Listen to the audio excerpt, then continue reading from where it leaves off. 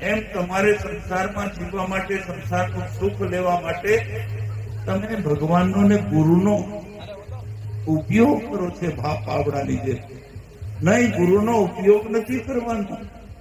ગુરુને મહાન માનવા છે અને આપણે દાસ બનવાનું.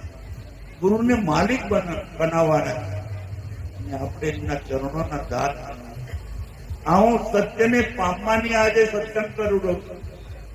સત્ય કેવી રીતે પામી, ભગવાનને કેવી રીતે જાણી, ભગવાનને કેવી રીતે અમે ઓળખીએ કે જેથી અમે ભગવાનના બની જઈએ.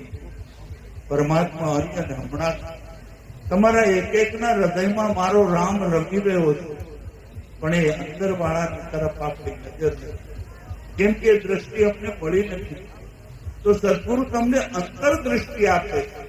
બહારની દ્રષ્ટિ તો તમને સંસારમાં મળી છે, પણ તમારી બહારની દ્રષ્ટિને વાળી અને તમારા અંતરની ઉતારે એ તમારા સદગુરુ છે.